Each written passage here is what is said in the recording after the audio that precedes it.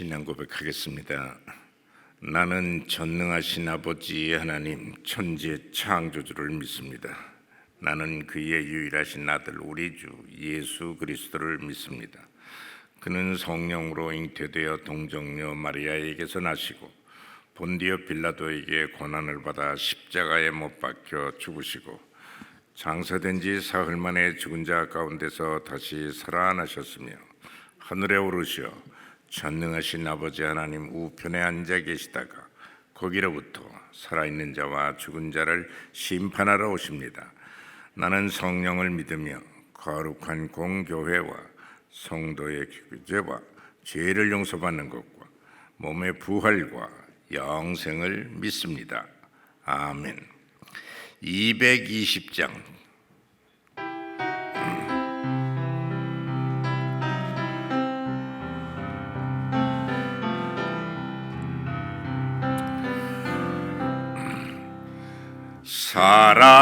사랑하는 주님 앞에 형제 자매 한 자리에 크신 은혜 생각하며 즐거운 찬송 부르네. 내 주 예수 본을 받아 모든 사람 내 몸같이 환난 근심 위로하고 진심으로 사랑하세. 사랑하는 주님 앞에 온갖 충성 다 바쳐서 괴로우나 즐거우나 주님만 힘써 섬기니. 우리 주님 거룩한 손 제자들의 발을 씻어 남 섬기는 종의 도를 몸소 행해 보이셨네. 사랑하는 주님 예수 같은 주로 섬기나니 한 피 바다 한 몸 이룬 형제여 친구들이요. 한 몸같이 친밀하고 마음으로 하나 되어 우리 주님 크신 뜻을 지성으로 준행하세. 아멘. 마가복음 3장 31절에서 마지막 절까지 합독하겠습니다. 3장 31절. 그때에 예수의 어머니와 동생들이 와서 밖에 서서 사람을 보내어 예수를 부르니 무리가 예수를 둘러앉았다가 여짜오되 보소서 당신의 어머니와 동생들과 누이들이 밖에서 찾나이다. 대답하시되 누가 내 어머니이며 동생들이냐 하시고 둘러앉은 자들을 보시며 이르시되 내 어머니와 내 동생들을 보라. 누구든지 하나님의 뜻대로 행하는 자가 내 형제요 자매요 어머니이니라. 아멘. 예수님의 가족을 보면 요셉 아버지와 마리아 어머니 밑에서 예수를 맏아들이라고 성경에 기록했습니다. 맏아들이라고 하는 말은 그 밑으로 동생들이 많이 있었다는 말입니다. 여러 명 형제 자매들 있었음이 성경 복음서 이곳저곳에 성경 기록으로 잘 나타나 있습니다. 나중에 된 일이지만 이 동생들 가운데 한 사람이 야고보였습니다. 예루살렘 초대교회에 12제자가 있었는데도 불구하고 예수님의 친동생은 12제자가 아닌데도 불구하고 예루살렘 초대 기독교회를 30년이나 담임 목사 역할을 했습니다. 우리가 지금 그의 기록 야고보서를 볼 수가 있습니다. 오늘 이 기록은 지난번 3장 21절에 나타났던 당시 가족들의 예수에 대한 평가의 연속이라 이렇게 볼 수가 있습니다. 지난번 우리가 본 3장 21절의 말씀을 보면 이렇게 기록이 되어 있잖아요. 예수의 친족들이 듣고 뭘 들었냐 하면 벼랑간 예수가 가출을 했죠. 집에 없어졌어요. 어디 간 거야 도대체? 그런데 들려오는 소문이 있단 말이에요. 친족들이 그걸 듣고 그를 붙들러 나오니, 이 붙들러 나왔다는 것은 잡아간다는 그런 뜻이잖아요. 네, 좋은 일이 아닌 그런 내용이 아주 포함이 많이 되어 있습니다. 이제 붙들어 가자. 왜 저 모양이냐? 이런 식으로 친족들이 왔었다고. 거기에 아주 그냥 굉장한 그런 평가가 기록이 되어 있어요. 이는 그가 미쳤다 하밀러라. 이런 평가를 예수의 친족들이 했다고 지난 3장 21절에 나와 있습니다.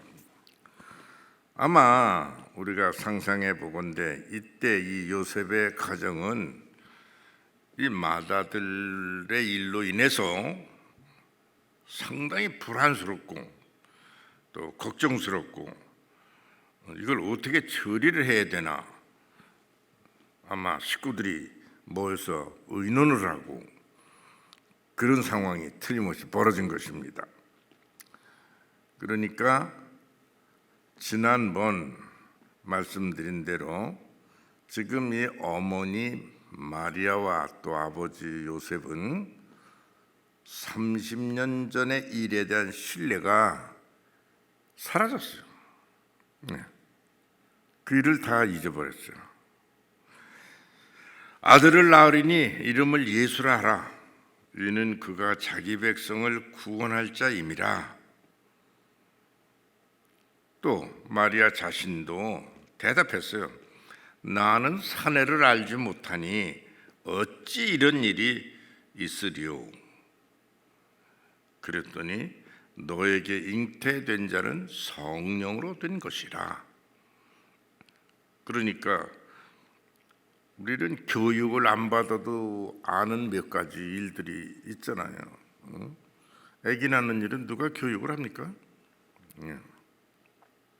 그냥 그건 자연적으로 누구나 다 인식하게 되고 알게 되고, 남자 여자가 결혼을 해서 같이 잠을 자면 임신이 되고 아기를 낳는다는 걸 모르는 사람은 솔직히 정신 장애가 있거나 그런 사람이나 모르지. 그건 뭐 아이들도 뭐 다 기억하고 그러잖아요. 그러니까 마리아도 그런 자연과학적인 상식이 있었음을 자기가 발표하잖아요. 사내하고 잠을 자야 아기를 낳든가 말든가 하지. 나는 그야말로 수치었는데 무슨 아기를 낳는다고 나더러 그러니까 이렇게 당연한 말을 대답한 일을 가지고 있습니다. 그런데 지금 그 일이 지금 벌어지고 있는데 왜 불구하고 마리아는 또 그 가족들은 예수를 미쳤다 하고 이렇게 잡으러 돌아다니는 이런 일이 벌어졌는지 여기에 대해서 우리가 좀 생각을 해봐야 된단 말이죠. 절대 잊지 못할 일이 지나갔는데 절대 잊어버린 이런 일이 지금 벌어졌어요. 그럼 이걸 우리가 해석할 수가 있어야 신앙생활에 도움이 되잖아요. 문제가 있어요. 30년이라는 시간입니다. 성령의 잉태 하나님의 아들이라면 무슨 징조가 나타나요? 하나님의 아들 된 모습이 금방 어린 시절에서부터 나타나야 되는데 기다려도 아무 일이 안 일어나. 그냥 뭐 예수나 이웃집 어린애들이나 똑같아요. 또 예수님의 동생들이 줄줄이 나왔잖아요. 걔네들이나 예수나 맏아들이나 둘째 아들이나 딸이나 뒤엉켜서 놀고 그냥 뭐 베비니까 뭐 똥 싸고 오줌 싸고 그냥 울고 뭐 아무것도 차이점이 없어요. 그렇잖아요. 또 그 나사렛 동네에 이 가정만 있는 게 아니잖아요. 이웃집들도 마찬가지예요. 그럼 이웃집에 애들도 또 있잖아요. 그럼 뭐 베이비 때 예수의 모습은 다른 베이비들하고 똑같은 생활을 했단 말이죠. 뭐 성경에 뭐 있어요? 또 유년기 시절의 예수의 모습은 아이들하고 그 당시 문화에서 즐거운 게임이나 놀이 같은 걸 애들하고 막 뒤엉켜서 놀고 배가 고프면 엄마 밥 달라고 들어가서 밥 먹고 잠자고 일어나고 뭐 맛있는 거 해주면 좋아하고 새우 입혀주면 좋아하고 뭐 어떤 때는 그냥 떼쓰고 울고 뭐 똑같은 생활을. 그럼 얘가 무슨 인류를 구원할 하나님의 뭐고 어떻게 된다는 게? 다른 사람은 몰라도 마리아하고 요셉은 도저히 아무리 기다려도 또 소년 시절의 예수의 모습도 아무 달라지는 게 없어요. 청년 시절이 됐는데도 아무것도 몰라. 잊어버렸어요. 이건 뭔가 글쎄 어떻게 된 건가? 뭐 나타나요 말이야. 이 지금 요셉이나 마리아는 구약 시대에 일어났던 하나님의 일꾼들에 대한 지식은 넉넉한 사람들입니다. 이사야, 에레미야가 그렇게 활동을 하던 왕성한 시기는 20대 초반이에요. 20살, 21살 때예요. 나라를 뒤흔들 만한 예언자 역할을 했습니다. 그걸 마리아, 요셉은 다 알고 있어요. 구약의 역사를 다 아는 사람들이잖아요. 예수는 아무 그것보다도 훨씬 더 큰 어떤 이변이 터져야 되는데 예수님이 일어나서 청년이니까 건강하니까 아버지 이러면 아버지 오늘 어디로 일 가요? 어디로 간다. 따라가서 아버지가 시키는 대로 그날이 그날 똑같이. 여러분 다니엘은 말이야 바벨론에서의 기적 창조는 불에 들어가도 죽지 아니하고 뭐 이게 하나님의 능력으로 그걸 다 알고 있잖아요. 마리아나 요셉은. 그때가 다니엘의 10대 쪽이에요. 80대가 될 때까지 그런 기적 같은 하나님의 역사를 이루어왔고 더군다나 그 유명한 다윗은 소년 시절에 골리앗을 물리침으로 나라를 복원한 업적을 가지고 있어서 30살에 왕이 됐어요. 그런데 얘는 세상을 구원할 자라고 무슨 나타나는데 아무것도 없어요. 잊어버렸어요. 포기. 이렇게 된 거란 말이죠. 예수는 뭐 그냥 30세 완전한 성인이 됐는데도 아무 일도 나타나지 아니하고 그 동네 사람하고 똑같은 이렇게 됐어요. 그러니까 마리아 요셉은 30년 전에 있었던 일을 희석 없어지고 말았어. 우리 사람이 이 정신세계가 그렇게 되어 있습니다.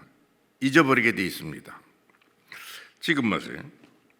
지나간 코로나 3년 동안에 30%의 교인이 줄었습니다. 교회 안 나옵니다. 만약 코로나가 30년 갔으면 어떻게 됐을까요? 하나도 없어요. 그렇게 잊어버리도록 되어 있습니다. 여러분은 어떻게 생각하세요? 누구든지 이렇게 새벽 기도를 빠지지 않고 나올 수 있는 기본적 신앙인들은 간증거리가 있어요. 저도 많아요. 나는 이 사건 하나만 봐도 하나님은 살아계시다. 어쩌면 이렇게 이때 나를 구원해 주셨고, 이 사건은 이건 정말 길이길이 그렇게 아주 그냥 놀래서 다짐하고 죽을 고비를 몇 번 넘긴 그런 경우도 있고, 시간이 지나면 희석이 돼요. 없어져요. 딱 잊어버리게 돼 있어요. 네. 왜 하나님은 하나님의 백성들에게 율법으로 명령을 하셨는가? 안식일을 기억하여 그날을 거룩히 지키라. 아니, 하나님께 예배는 1년에 한 번만 드려도 되지 어떻게 일주일마다 그 드리라고. 근데 구약 시대든 안식일 안 지키면 죽이라. 죽였어요.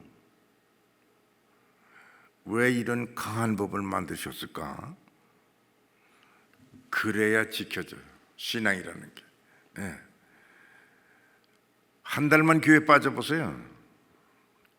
처음에는 오늘 교회를 빠져서 어쩌고 저쩌고 두려움이 생겨요. 그 다음엔 조금 덜해요. 시간이 흐르면 괜찮아요. 빠져도. 그렇게 돼요. 사람이. 그렇기 때문에 하나님의 철저한 법을 세워서 그렇게 하는 것이 너희들에게 복이다. 안식일을 지켜야 이 날이 너에게 복을 줄 것이다. 복 주는 법이다. 그래야 하나님을 잊지 아니한다. 이렇게 만들어 놓으셨단 말이에요.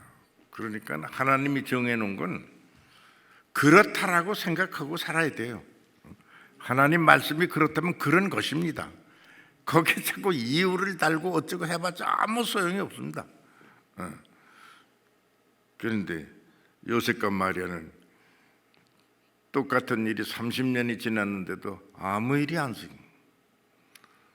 아니, 다윗과 같은 일을 하든가 이사야 같은 일을 하든가 뭐가 있어야 되는데, 불구덩이 속에서 살아남은 다니엘도 있는데, 예수는 그냥 아버지가 목수일하니까 옆에 가서 망치질하고 도와주는 거 외에 하는 일이 뭐 아무 다 잊어버린 거예요. 네. 잊어버린 거예요. 네. 이렇게 되니까 벼랑간 이제 예수께서 가출을 해서 이런 형편이 되니까 오히려 거꾸로 놀란 거예요. 이게 뭐 하는 거야 도대체? 집안 망신시키고 이 모양이야. 그래서 잡으러 왔다고, 붙들러 왔다고 그렇게 됐습니다. 오늘 예수님 주변에 사람들이 지금 가득하게 둘러앉았다고 그랬습니다. 그런데 밖에서 당신의 어머니와 당신의 동생들과 누이들이 밖에 왔나이다. 여기 동생들 하면 최소한 2사람은 되잖아요. 누이들 또 2사람은 되잖아요. 누이라고 하나를 말한 게 아니잖아요.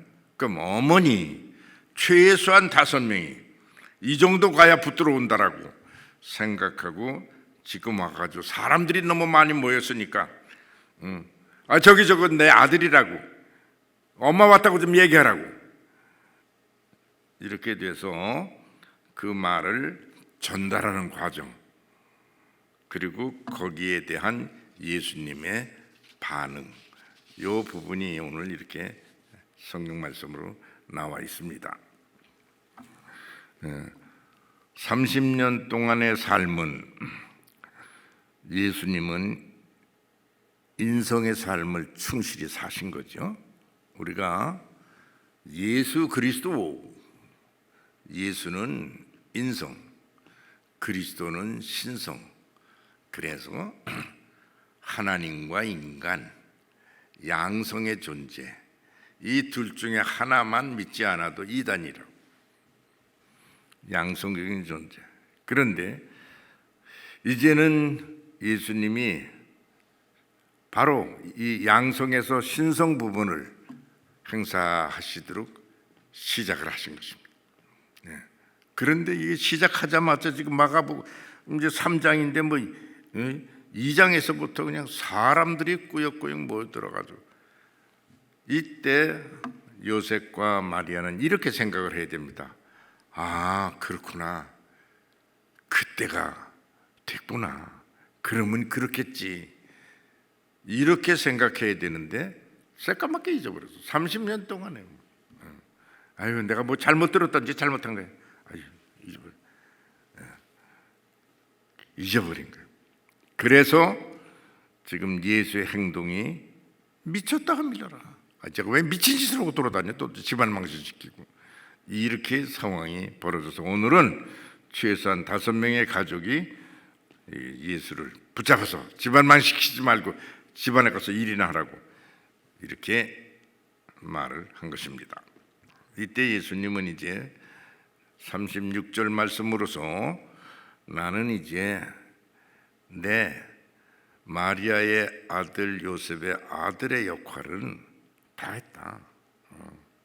인성 예수의 일은 완벽하게 안 한 것이 하나도 없이 다 했다.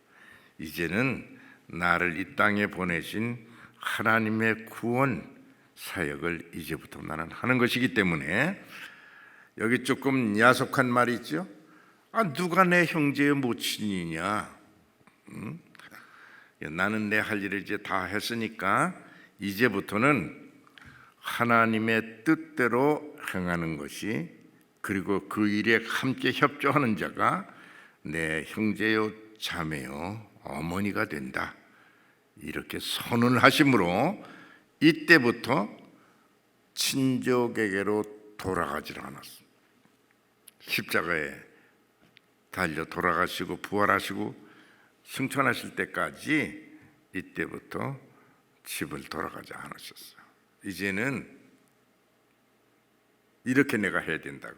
그러면 왜 그랬을까? 좀 일찍 시작하면 더 좋지 않았을까? 뭐 이런 생각들을 우리가 상식적으로 하는데, 그게 하나님의 뜻이라는 거예요. 그래서 마가복음 첫날 시간에 제가 뭐라고 그랬어요? 마가복음의 그 포인트가 뭐냐면 때가 되어, 때가 차서 하나님이 정하신 때가 그때란 말이에요.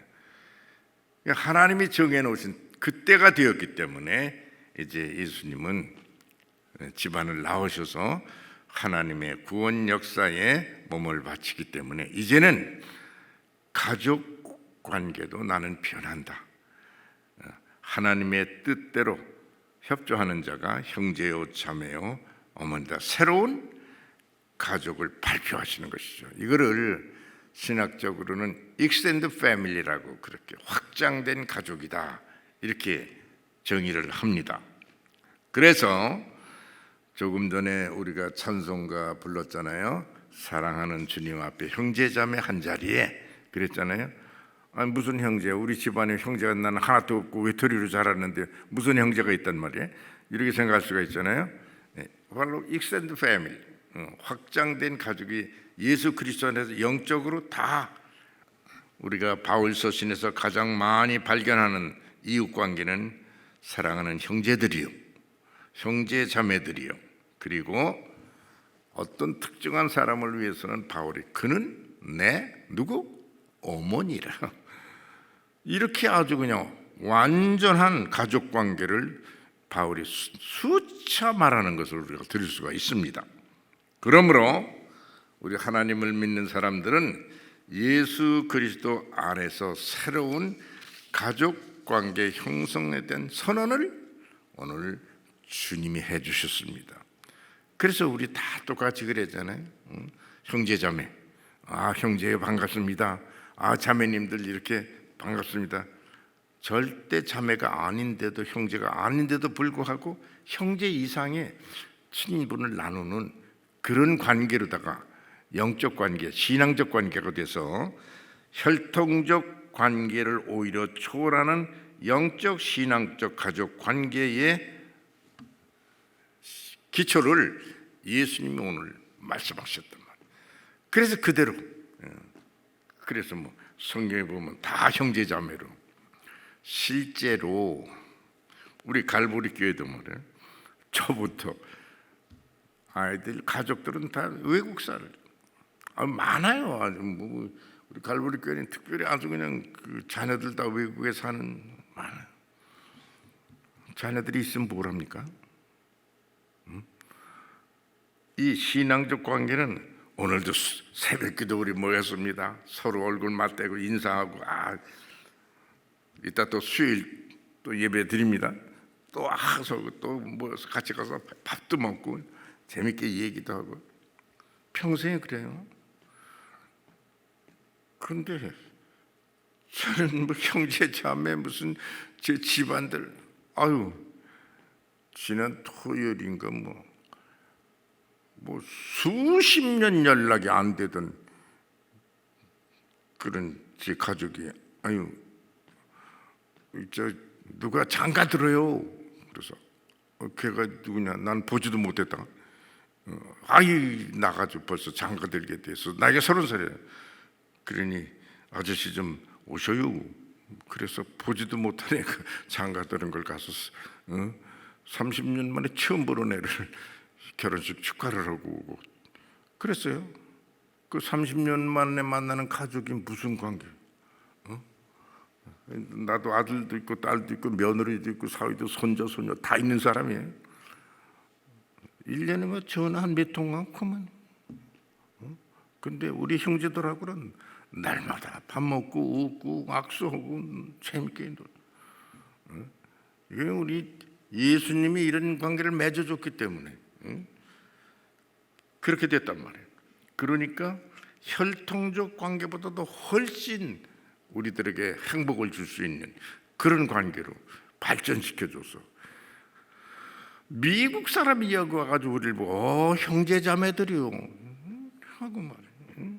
난 세계 선교 많이 해도 어디 가든지 그냥 형제자매 그냥 얼마든지 있고 그냥 서로 그냥 아주 한 집안에서 자란 사람들 그냥 반갑고 어쩌고 저쩌고 난리죠. 예수 안 믿으면 뭐 어떻게 살 뻔했나 이런 생각까지 나네.